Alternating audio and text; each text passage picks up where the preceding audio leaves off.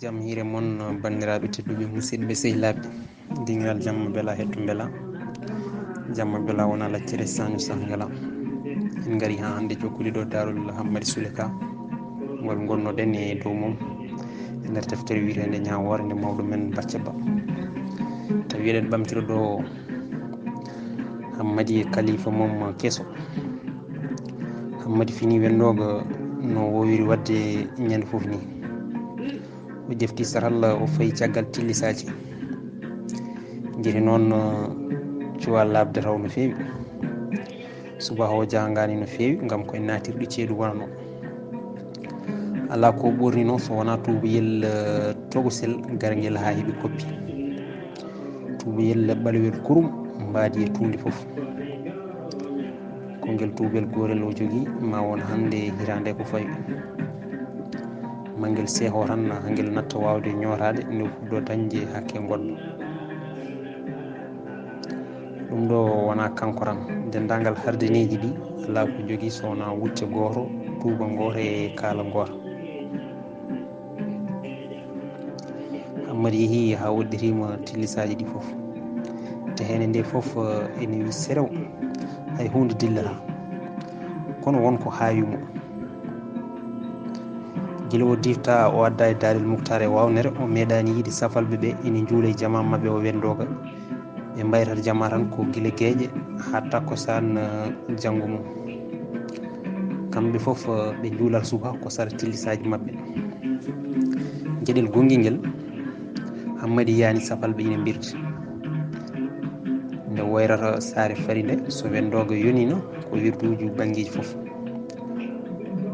ko daaɗe nanata ina jaada e leede gueloɗe hay goto wonta ɗanade subaka gam wirduji mawɓe jama ɗum ɗon foof o tawani ɗum e ɗo e Darel Moukhtar mataw nden safalɓe baleɓe ne certi to banggue diine ha tengti noon kam e safalɓe juldata mugge tubaji mumen o anda ko saabi ɗum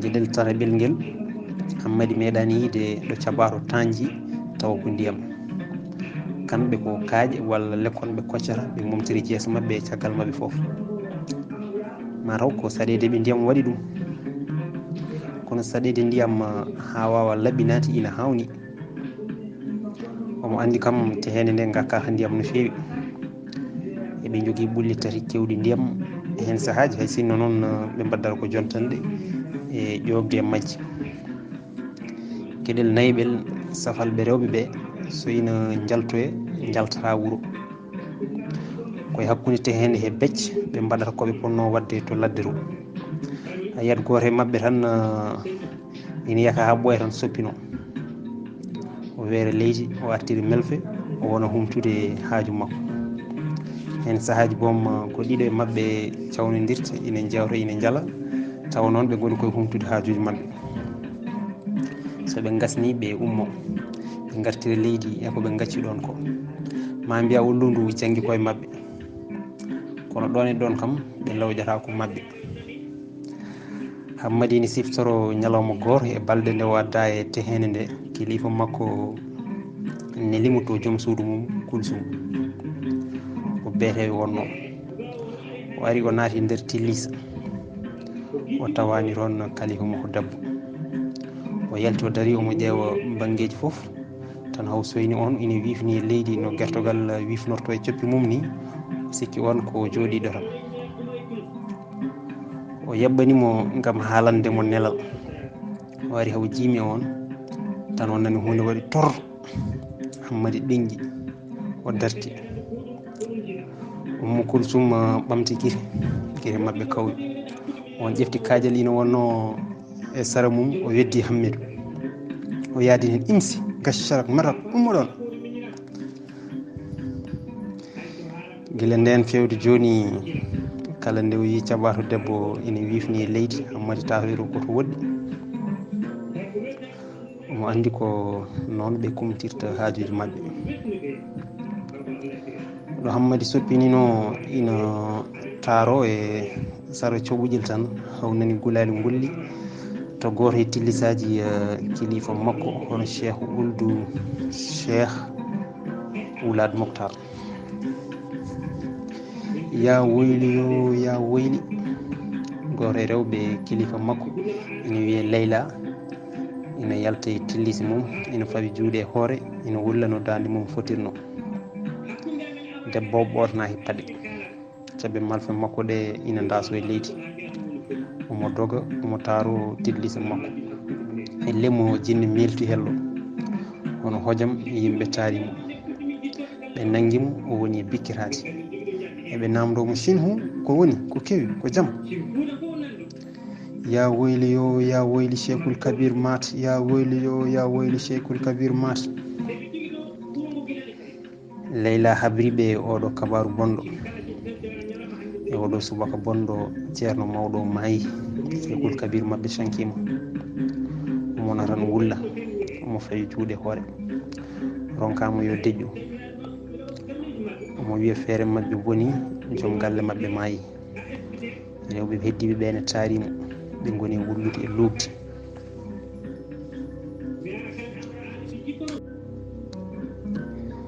Hammadi heñima o ɓornima tuboyel makko o nortima e gulali kañum e lokali sankare kalifa makko ko Hammadi wonti e jeyal Cheikh Ould Cheikh Wulad Mokhtar woni joni fodde lebbi jeegom on waɗino feere ha Ould Boune yeeyimo Hammadi e wawnere gari o waɗi ko peeje hawo logimo e ñamale ɗe o wawatano yobde gurdam makko so wona o yeeya jeyaɗo makko jeyaɗo mo yimɓe foof cohli gam sembe mum ɓeyre mum kañum e ɗoftugol mum so jeeyaɓe gaddanoma ɗo adan ɗo kewno ko sandu linde e wemde haade ɓe wowtude golle safalɓe ɓe walla haade ɓe nande safarore tawata ko kalifaɓe mabɓe tampi kono Hammadi wonani tehede nde hay lebbi jeegom tawi o watti haalde hasaniya no welda kala golle ɗe o holla lawol gorol o hollittaki ɗum lawol ɗimmol ɗum ɗon ko guila e gaynaka gueloɗi ha heeɓi e sebde e ɓulli e asde lamɗam ko noonne ngabbude e yettude tamoroje ala ko haali noon kam debde aray walla huttude dammowol e judde tew e hitande wotere Hammadi wawi ko heewi o andi ko heewi o faami ko heewi e safalɓe ɓe ɗum ɗon ko guila e jikkuji mabɓe laabi gurdam mabɓe pinal mabɓe diine mabɓe jokkodiral mabɓe luural hakkude mabɓe galleji mabɓe mawɗi hono koɓe mbiyata Kaymul Kabir e dabba Hammadi faami no feewi gurdam halifaɓe mum nde tawno ko ƴewkintoɗo ko loskitowo ko namdotoɗo Hammadi andi ñooke ñooke kewɗe haalantunoma ko heewi e gurdam ɓeɗo yimɓe ko korguel gotel guel o tawi e galle Cheikh Ould Cheikh Wulad Mokhtar ina wiya Aissata nde ummi e galeyel Ould Boune o fayi koto galeyal Cheikhul Kabir Hammadi tawi ɗon gurdam goɗɗam to ko kanko tan e halifaɓe makko ɗiɗo gonno joni ko galle haawi meƴƴe ɗi yimɓe rewɓe tato ceerno o joguino ɓiɓɓe hay goto anda no poti so wiyama safalɓe nawlirta wona Cheikhul Kabir horɓe omo joguino hen ma gon jeegom foof ko ɓaleɓe wone mabɓe ko haal pular en kono pular mabɓe natti labde no fewi omo joguino maccuɓe ma gon joyo hen ɗiɗo ko haal pular en tato heddiɓe ko soninkoɓe kamɓe foof joni ɓe mbawa so wona hasaniya gati ɓe difta ko eɓe pamɗi Aissatu noon ko pullo mo yejjirani pular wonani kay to ummino kanko foof e arde ko ɓooyi e juuɗe Cheikh Ould Cheikh Aissatu haaldata pular kono welda yogo e hardineji haal pulareɓe ɓe ko kanko haɗi ɗumen yejjidde pular no fewi kono o suuɗo toon o somo haalde mabɓe pular kala hardane koko haɗa haalde so wona hasani Aissatu noon so teldi e goto e mabɓe tan o wonta haalde so wona pular kalifa makko meeɗino bettidemo hen lawol gotol.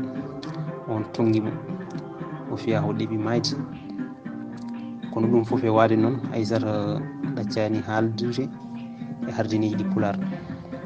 kalifa makko winomo ñalawma goto, mi jaaɓi wonde ya janggin kala hardani kowri mo wawa hasani, kono yo haat ɗon, so wawi a natti jogade hakke haaldude makko Pular. Aissata nani kono o jaɓani. nde o naati e galle kalifa makko keso Hammadi teski Aissata. o waɗimo wona tan sehil kono yummani, ala foof ko Hammadi namdotono. o yadama hen ha o namdimo darol makko. darol ngol on yiiɗa jangtanade hay goto, ngol on yiiɗa siftorinede kay. kono Hammadi ne ngaahi saaha e saaha foof o namdotonomo hunde e gurdam makko. to Aissata salotono ha ñalawma goto o felliti dartande Hammadi gurdam makko no fotirno, ko alda e suggude walla furgude. joni gonɗen koye darol Aissata. o wi min mbiyetemi ko Belguis. Aissata fuɗɗi darol mum jamma goto kanko tan e Hammadi, eɓe jooɗi hakkude galle kilifa mabɓe, eɓe taari duɗal eɓe iro. wonno ko natirde ceeɗu, ñalawma wulata no fewi, kono so jamma ari tan janga ha wayno dabbude ni. o wi min mbiyetemi ko Belguis, jettetemi ko Thiam, jeeyami ko wuuro ina wiye Fondé Alpha to Toro. nde o haali ngoɗo wurtam Hammadi ɗenƴi ƴeewimo. o wi ɓernde makko Fondé Alpha waɗɗani saare feere no fewi, mi safti nandemo. almuɓe kawam ceerno Aliou Racine hewɓe hen ko toon jeeya. o yiiɗi tajde haala Aissatou, o haalan ɗum ɗo, kono o hayti. o yi wonde on ina hebli no fewi e jangtanade mo darol mum. o dekki nofru, o felliti heɗade. Aissata jokki, min jeeyami koye galle mawɗo sanne, galle sernaɓe waliyaɓe. ko minen kadi gonata almameɓe, ko minen lamminta. ko gonga ko liiduɓe laamoto, kono ko camɓe piltataɓe, lammintaɓe, pollataɓe. kala momin gondi ko on wonata, momin cali foof wonata. emin kewno sembe no fewi sanne. nde tubakoɓe gaari nde ɓeydi ko doole amen, kono gustani ɗe. ko noonne min mbano hewde leydi waalo e jawdi jahori ha tengtino ne nayyi. min babam ina bewnomi no fewi sanne, gati ko min tan o yino o joguino ɓiɗɗo debbo. ɓiɓɓe makko ko jeenayo, ko min goto ari hen debbo, te garmi mbiɗo woni kodda. ko ɗum waɗi hay goto suusano jofirademi hay sinno ko leggal. yantude hen o rokkimi ɓi miñekumo jiiɗi yumma e baaba. damal haala ñum wordi waɗa tabalde fiya wiya wonde ɓi Eliman Tafsiru Moussa Thiam ina jogori humdenede e ɓi Eliman Tafsiru Harouna Thiam, so ndu lewru dartima mo wuuri ngan sanga mbiɗa yaranno e duuɓi 9. no bone ardata ndun lewru tawranimi e Fondé Alpha. jamma goto min e guiƴiraɓe amen emin goni e diŋiral, emin pija, emin gama, emin jima. sahaji min mbaɗa suuɗoru e koolal ari. saaha goɗɗo min mbaɗa en jetti min cuwa, emin pobba kelle, emin gama, emin konga ko gasara. kala jolɗo e amen min jimana ɗum ƴamƴama mum so ina jogui. so ala min jiilanoma goto e fedde amen worde, min takka e makko hay sinno yiiɗa. so ɗum ala min jimanamo soho makko mo heewi yewtoyde to mum. min jala, min cerkita, min gulla, min piwtira kelle, min mbadda ala laare, ala guiƴam, ala funeram. min kiranno toñodirde ha jamma woɗɗoy. hay goto wiyata min hay hunde. komin suhaɓe ɗaccaɓe yo picca. min keyɗani, min tampani, min kiiɗaka. emin belti, emin beyti. jamma goto ɗomin pijanno to diŋiral, hono nomin kewno wadde, mbimi sehilam goto yo ɗoftam mi yaltoya. on ko funeram, sehilam, bandam. ko kanko ɓurmi wawrude e nanodirde o wiyete ko Fatimata Bocar Ly ko bammakko jooɗino e jappere Fondé Alpha e on saaha min meeɗano sertude hay dumunno goto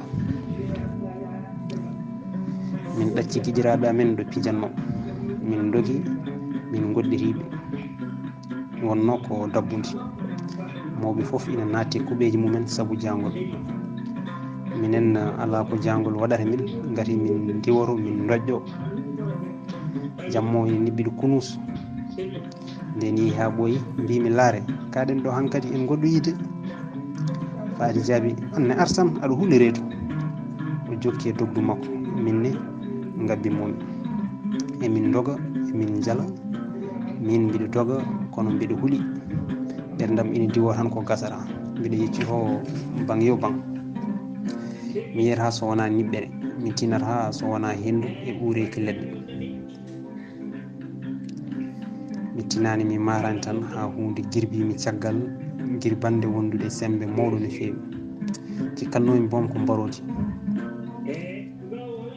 ɗo tan mbimi mbiɗa wulla kono donkumi ɗum kam koko mubba ha tiiɗi gandumi wona mbarodi ko neɗɗo o ƴefti jungo mum mubbi hunu kam ha tiiɗi o suurimi ha dow o fukkimi e leydi o ƴefti celtol o habbi hunu kam o waɗimi ŋaŋol no puccuni mbiɗa faha mbiɗa woya mbiɗa fetta juuɗe koyɗe o hippimi e leydi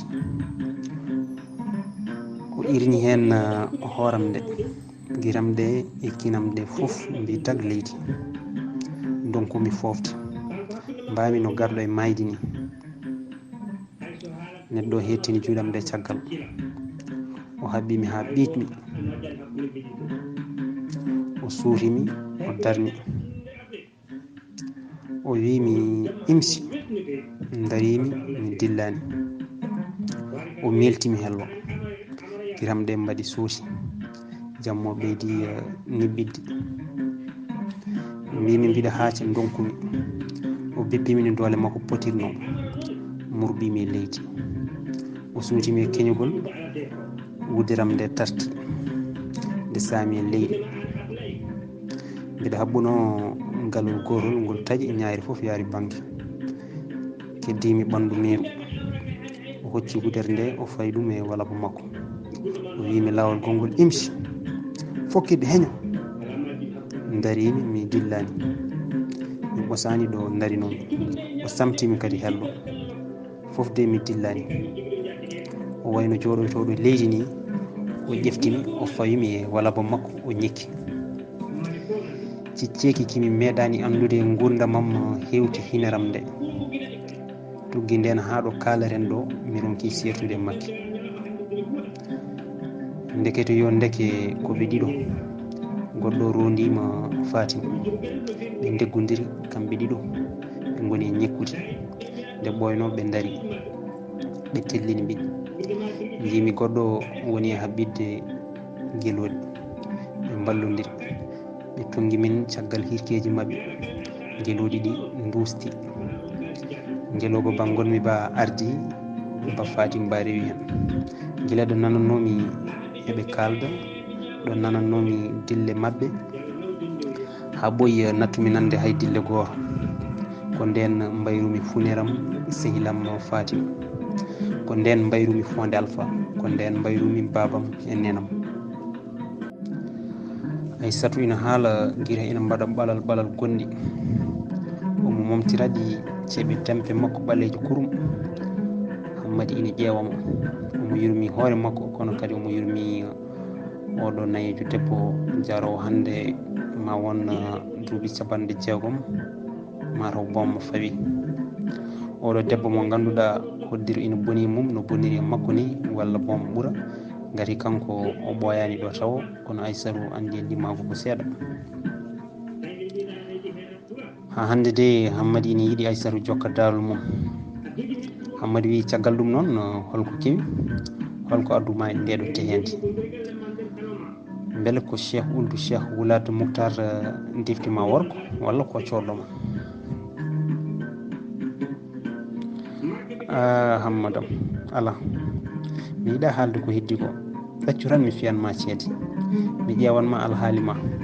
Kanje noon ɗe penata koye o ƴeewi Hammadi o jali, on ne ndaari mo jali, o wiye mi jaɓi fiyanam ceede, kono noon sa gasni a jokkantumi daarol mangol, saabu min mi haalanima fofam, annene a fodanino ɓinguel ma a haalana ɗum fof ma. Aissatu heɓɓiri wi mi jaɓi. Aissatu sari ceede mum e ñorko, o ƴeewi Hammadi, wonne ƴeewimo. Aissatu haalani hay hunde, o sarti ceede ɗe laawol gongol, o ndaari Hammadi ko juuti, on wimo nena Aissatu ko woni? Aissatu dartini jungo jaabi, o wi mi winoma gila nane wonde ceedam ɗe penata. Hammadi namdi eyi holko ɗe mbi, ɓernde ne diwo kulol yidde andude. Aissatu wimo mi rayyani ndeɗo seedere. Hammadi wi hol nden? Ndeɗo? Aissatu joofi seedere nde, o memiri nde jungo makko. Hammadi namdi kadi wondude ɓamtude dande, holko nde wi? Ala, ɗaccu mi fiira laawol targol. Aissatu dillini hoore, o sari ceede ɗe laawol targol. Hammadi ndaari mo moosi, aha nde wontiɗo nde wonno, nde tengtini ko nde haalno. Ɓernde Hammadi nde ina diwa ha dow, o woni miijade, mbaari nde kam haalata ko jaam, so salima haalde gila nane tawara ko nde rondaki jaam. Omo heppi e yidde humpitade. Anne nene Aissatu, haalnammi tampide walla hankkadi mi watta widema nene Bilguis? Hammadi haali ɗum ɗo mooso wonnugo e kulol. O heɓiri o wi ala koye wiyam tan no mbiyannoɗami ni, mi suusa bone ɓeydanomi. Eyi neno Aissatu, haala noon mi halji. O heɓiri o wi hammadam leelaɗo walla yaawa kono ka koorowo, mi anda fof noon ɗo tawatemi, mi anda fof holnde wonata, mi anda to tawatemi. Hunde wotere gandumi, hammadam ɗum woni a hootat worgo. A yi ƴewnde laabi tati ɗi fof ende hucciti worgo. Hammadi deƴƴi ko juuti, o jaabaki. Nde yano ha ɓooyi, o wiyay jokkanam daarol mangol hiiri. Ñalawma goto hedde beete Aissata natani jokkude daarol mum, mbiɗa dari hakkude galle kilifa, mbiɗa una. Gorko goto nayejo pullo omo wondi e sagara gorko goto, en goto e mabɓe foof ina waddi e mbabba. Ɓe gari ha damar galle, ɓe dari ɓe ñaagui ndiyam. Joƴƴinmi unugal e leydi, paami loonde, joppimi horde mawde, gartumi e mabɓe. Tottumi nde gorko mawɗo, guitam e guite makko potti, o yari. Nden o gasni o totti suuko ne yari. Nden on woni e yarde, gorko nayejo ina ƴeewami, ma mbiya hay majjo majjata. Nden yeehi ha ɓooyi seeɗa, o wi wondude e fawde jungo e hunuko, ɗum kam nandu walla wona? An kam debbajo, a wona Bilguis Thiam? Yi Elimane Moussa Tafsir Thiam? Ndiƴƴumi mi jaabaki, mbimi ɓerdam ndaw ko hawli. Caggal ma won hande hedde duuɓi nogas e ko fawi, ha hande won bawɗo heftinde ƴiƴam, won bawɗo heftinirde mi ƴiƴam. Fuutankoɓe paytata hay goto, ƴiƴam mabɓe majjara hay nokku. Jaabimomi, mbimi min ala, min mbitemi ko Aissatu. Sugo o weeɗimi horde londe nde jabmi, paatumi nder galle. Ɓe dari ha ɓooyi ɓe pukkiti. On saaha noon kalifam gorko ala e galle he ko min tan e suhabam e joom suudu kalifam debbo biyeteɗo Hafsatu gonno ɗon. Hafsatu namdimi holko ɓe kalanno, mbimi ɓe ñagotono ko ndiyam. janngo e mum ɓe garti ngolɗo lawol koɓe jeeyo. Gorko mawɗo ina wondi e sagataɓe nayi woɗɓe. Nden ɓe gari ɓe naati galle, ɓe dari hakkude galle, ɓe calmitimi nder tillisi, jaltumi. Sukabam ɗiɗo ina gonno hakkude galle ina pija. Mbiɗo joguino tato woɗɓe ɓen ko aynoynoɓe. Kilifam debbo yalti ina futtini guite omo wayno paydu ni. Gorko mawɗo heɓɓiri wi, mbiɗa andi ko an tigui woni Bilguisa Thiam ɓi Elimane Moussa Tafsirou Thiam, gujjanoɗo ma won hande e duuɓi 20 ko fayi. Min mi faytata muɓe ƴiƴam. Joni kay ɓinguelam gueɗe ko ɗiɗi, jaaɓa gara koten joni. So ɗum ala min garanma e wawnere gati Fonde Alpha ma arɗo e tehengel mon ngel. Diham berli gonɗi. Sukabam dartindi ko pijanno kucciti amen. Hafsatu ina wiya Chinhu Aissatou. Kalifam debbo ina namdo tan ko gasara. Jaabimi gorko mawɗo, mbimi wallahi ko min tigui woni Bilguisa Thiam ɓinguel gotel dewel ngel Elimane Moussa Tafsirou Thiam. Kono noon banda men on leeli, mata on jiyani ko weeli am ko. Woɗɓe ngalaɗo ina e ladde. Joni holno jaranmi? Mi resama ɗo, mi jibini. Sukabam ko ɗo ganti, ɓe ganda banggue goɗɗo. Holno mbaddanmi e bamum suhabam? Min peccaɓe, mi nawa hen o nawa hen, beele ɗum ina wona ala. Joni kay banda men jaafoɗe kam, jarloɗe kam. Mi woni hankkadi jiyaɗo e safalɓe, mi woni hardani ha abada. Hay sinno jibinami komi dimo, kono sikki ala ma yanmi komi korɗo, ma yanmi komi kalfaɗo, ma yanmi komi hardani. Sukabam ɓe kala ɗoɓe goni ko ɗon gonanmi, ko ɗum ne gonmi, ko hoddiro. Ala ko mbawmi hen, ala ko mbawɗon hen. Min certiɗo, ɓe dutti toɓe gummino. On jamma tan kalifam gorko jofti, joom suudu makko haalinimo haala ka. Ñande hen min baltani ɗon e ɗon min kabbi gueloɗi e bamɗi, min ƴeŋtoyi rewo. Ko caggal ɗum gandumi ɗomin gonno ɗo woɗɗani hay seeɗa maayo rewo. Kono noon Nene Aissatou, min mi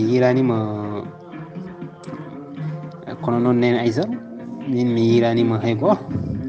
Wona ɓiɗɗo, wona joom galle. Hammadi haali ɗum ɗo. Wiyete Aissatou ɓeydi yoppude gonɗi. Hammadam oton namdoto ɗum. Aissatou ina haala, ina woya, o jokki. Mi yiɗa ni mo ina siftinamiɓe.